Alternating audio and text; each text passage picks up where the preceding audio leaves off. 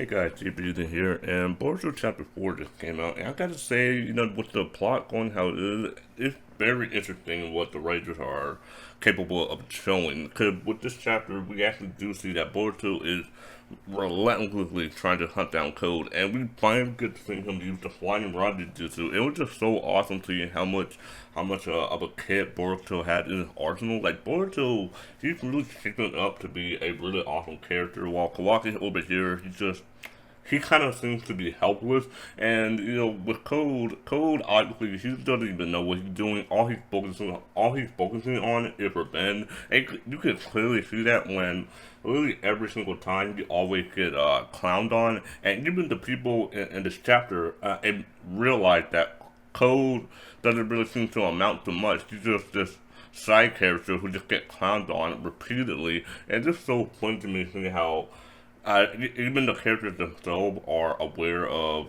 Code and ability to do anything right after Jigen's death. It's just so funny to me. But when we see that Boruto finally made it to the Ten Tail is seemingly gone, and Code kind of confused too. And we see at the very top there's this bug-like looking creature, and it's so fascinating to me seeing how apparently everyone who gets sucked into a divine tree, it replicates a copy of themselves, but like in the form of the divine tree in person, which I find to be an interesting concept because it's similar to when Kaguya would take everyone to the infinite Tsukuyomi and make Zetsu out of them.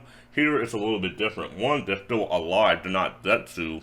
They're still alive, just stuck in the tree, and it's like a different a different version of themselves, but in the place of the divine tree. And the fact that Code ability to actually give life to them and give them a new experience on how to be like actually human and actually have self awareness, it is so a plot twist that I wouldn't have expected. Because with Code, I mean Code, I do admit, like I don't really necessarily like Code, but I do like the villains that I do like the villains that he had brought forth. Because the fact that we see Sasuke, I mean you can clearly see that was Sasuke. Because with Boruto, he obviously knew that was Sasuke version, I guess, and it was just so incredible because the fact that Boruto knew all of this shit that was gonna happen, he knew the true horror of the Tento. Now we're actually screwed. Cause the fact that Code knew nothing about this, even though he was in car for so long, he was with Jigen for so long,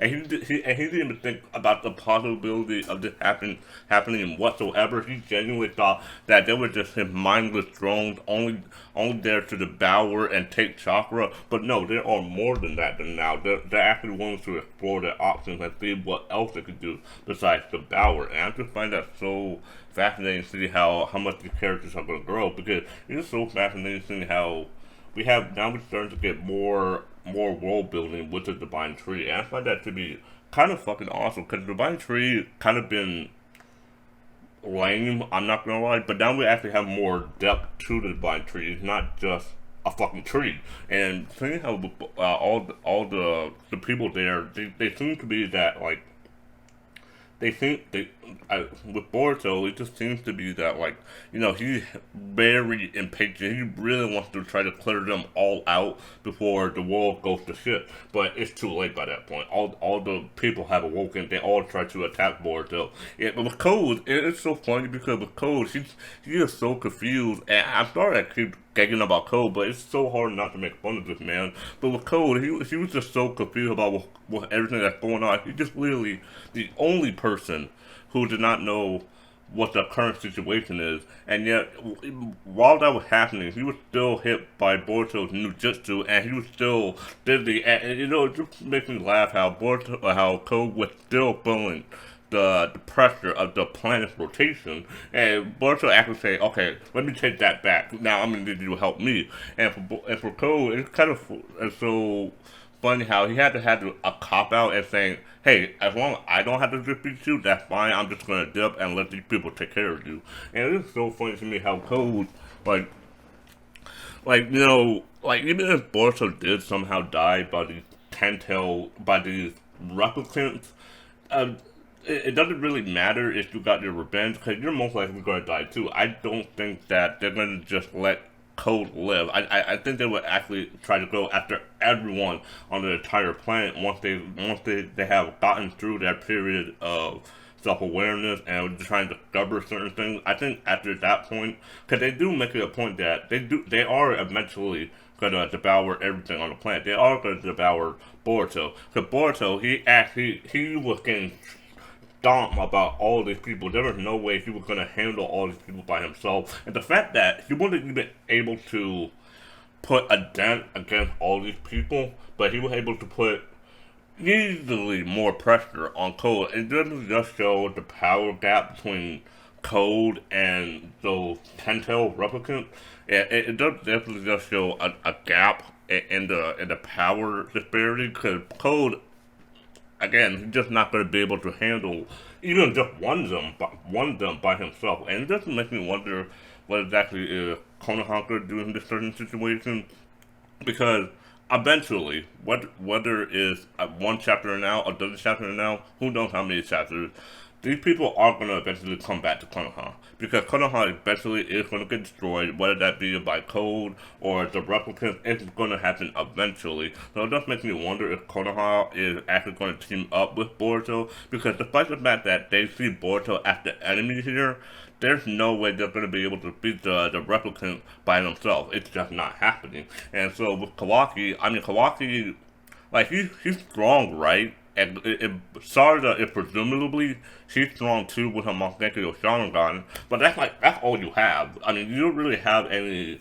major ace in the hole besides maybe, well, Ida doesn't really count because those people are replicants. They don't really have necessarily emotions, so I don't think they would be affected by Ida. The only one I can see that can actually defend Konoha is Daemon, Sarada, and Kawaki, and potentially Himawari, depending how developed all her skills are after the time skip. But other than that, I just don't see anyone putting a decent job or a decent dent where it's noticeable that they are contributing. Oh, and, and that's about it, because I just don't see anyone else who could put a decent fight, because it's just not happening against those kind of people. And when we do finally see that, Boruto actually decides to escape, he Kajin Koji shows up saying, "You shouldn't have done that. That because the whole planet could have been destroyed because of you."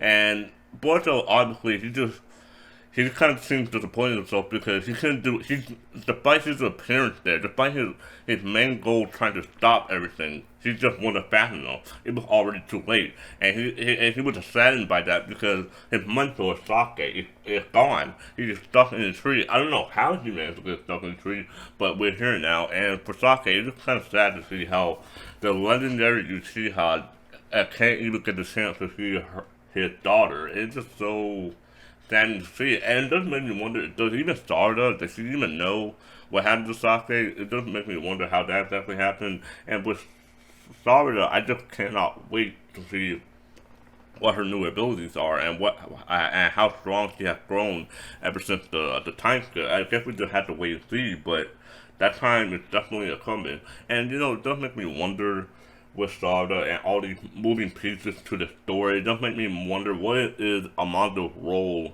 in this story, because we have seen Amando can be kind of he's kind of a schemer, and he does have a lot of plans in his head that he's not willing to tell Konoha, but keep it to himself as a safeguard. And it does make me wonder, what would Amando do in this kind of situation? Because I don't think Amando's story or his character is done for now. I do think that we're still going to see more of Amando. It does make me wonder what exactly are we going to witness or see from him, because with Kaji Koji out there, I just don't see him forgiving Amando, because Amando basically betrays him. I just don't see Amando just being scot-free, just erased from the story, and just being a sideline character, just a spectator, really. I just don't see that being the case. I don't think that Amando has a bigger role. If anything, he has more of a bigger role than Cole. Cole hasn't really contributed too much besides what I just said, besides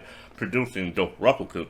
I just don't see a way they're just completely done with the Mondo character. I just hope that we actually do see from him, Boruto, and all these other characters. See, I want to see the development of all these other characters because the Boruto universe is so it's so fascinating to me seeing how all these characters have grown ever since the time skip, especially Boruto. Because Boruto, again, my boy has grown to be quite the player, and but we're just gonna have to see how they all develop in the next couple of months with the next couple of chapters. But let me know which not was your favorite part about this chapter. For me, it was definitely the Flying Raijin Jutsu. That was unexpected and that was hype. But let me know what your thoughts are on this chapter as a whole. And with that being said, I'll see you guys on this one.